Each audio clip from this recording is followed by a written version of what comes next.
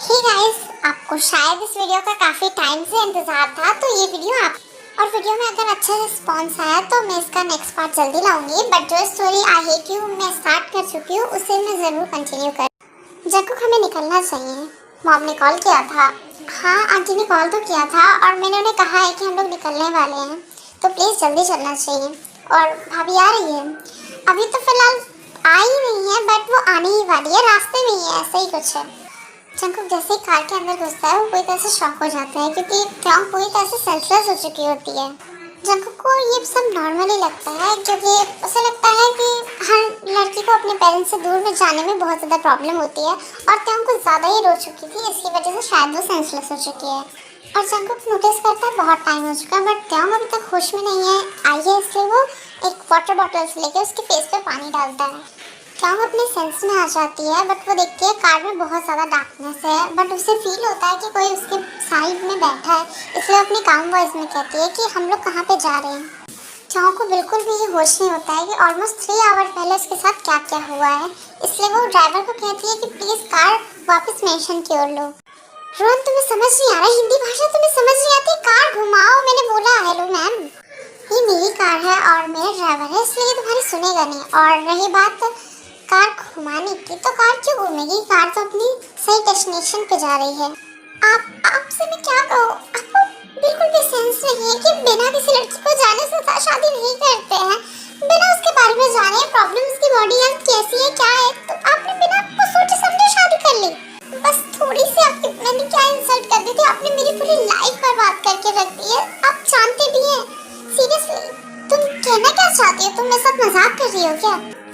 मुझे शर्म क्यों आएगी, पागल तो नहीं हो गए हैं आप प्लीज कार रोकिए, मुझे अपने घर वापस जाना है, मुझे मॉम डैड के पास वापस जाना है, प्लीज कार रोकिए, मैं वापस चली जाऊंगी। ये सब सुनने के बाद जंकुक को बहुत ज्यादा गुस्सा आ जाता है और वो ड्राइवर को कहता है कि तुम प्लीज जरा बाहर से होके आओगे, मुझे कुछ बात करनी है तेज से। ते ये सब कुछ नहीं सुनती है और वो कार से निकल जाती है, बट जंकुक उसके हैंड को पकड़ लेता है।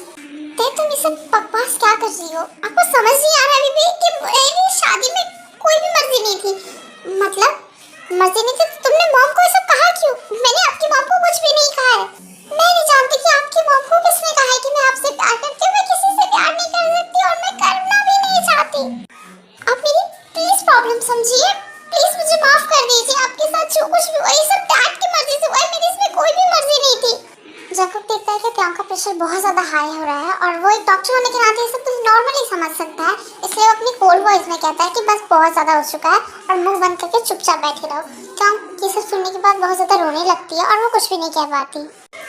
जंकुक त्योंग से कहता है कि अब हमारी शादी हो ही चुकी है, तो इसमें हम कुछ नहीं कर सकते और घर जाने के बाद तुम्हें कोई भी नौटंकी नहीं करनी है। और ये कहते कहते जंकुक की वाटर में न जाने क्या मिलाता है और वो त्योंग को देता है। त्योंग इतना ज़्यादा ही काँप रही थी, जिसकी वजह से वो ध्यान नहीं देती है और वो चुपचाप पानी पी लेती है।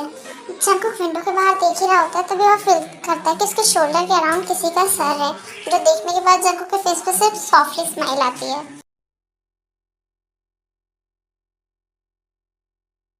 जंकुक टीको हुआ क्या, उसकी बॉडी ठीक तो है?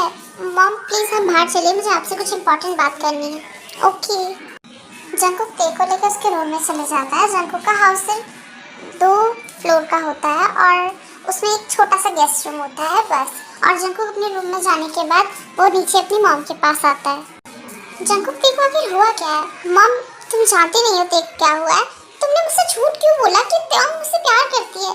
मतलब मॉम मतलब यही कि त्योंग इस शादी के लिए बिल्कुल भी रेडी नहीं थी, उसके फादर ने जबरदस्ती की, बट मुझे उसके फादर ने ही कहा था कि ते तुमसे प्यार करती है, वरना मैं तुम्हारी लाइफ क्यों बर्बाद करूँगी। जंकुक मॉम जब अब अगर शादी हो ही गई है तो जैसे तैसे मैं शादी को निभाना चाहता हूँ। ओके जंकुक, तुम जैसा चाहते हो वैसा ही होगा। चलो फाइनली आखिर तुम्हारी नींद खुल ही गई। आप प्लीज मेरे पास ही आएंगे, प्लीज दूर रहिए, वरना मैं आपको बिल्कुल नहीं छोड़ने वाली। आपको मेरे डैड ने ये जरूर बताया होगा कि मेरा गुस्सा बिल्कुल भी अच्छा नहीं है, उन्होंने मुझे बताया होगा मैंने कितनी बार सुसाइड करने की कोशिश की, आप मेरे पास नहीं आएंगे, इसलिए मैं आपको पहले ही वार्निंग दे रही हूँ, बाद में आपके साथ कुछ भी होगा उसमें मेरी कोई गलती नहीं होगी। जंकुक का दिमाग वैसे ही बहुत ज़्यादा खराब होता है हॉस्पिटल के सिचुएशन को लेके, इसकी वजह से जंकुक गुस्से से कहता है कि अगर तुम्हें शादी ही नहीं करनी थी तो शादी पे आई क्यों, तुम वहाँ से चली क्यों नहीं गई, तुमने मेरी लाइफ बर्बाद की, तुमने अपनी की नहीं की, उससे मुझे कोई मतलब नहीं है।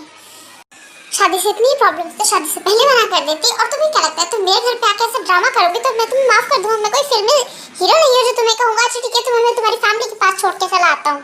जंग जंको की इतनी सारी बातें सुन के बहुत ज़्यादा ही घबरा जाती है और वैसे उसे बहुत ज़्यादा प्रॉब्लम है अपनी बॉडी को लेकर और वो जोर जोर से रोने लगती है। जंको उससे कहता है बस बहुत हो चुका है, अब एक बूंद अगर आंसू गिराया ना तो मुझसे बुरा कोई भी नहीं होगा। मैंने तुम्हें क्या किया है, तुम्हें सुनाई नहीं दे रहा है? मैंने अपने डैड के कहने पे शादी की है।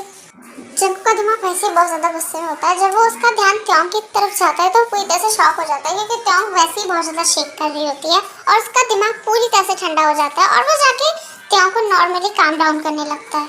जंको ते को छू के देखता है तो पूरी तरह से शॉक हो जाता है क्योंकि त्योंग को बहुत ज़्यादा फीवर होता है। अरे इसे तो फीवर है। ते ते चलो ठीक है, आज के लिए इतना ही। नेक्स्ट स्टोरी का ज़रूर वेट करना और आज या कल में आई ट्यूब का पार्ट 3 ज़रूर आ जाएगा। Bye bye.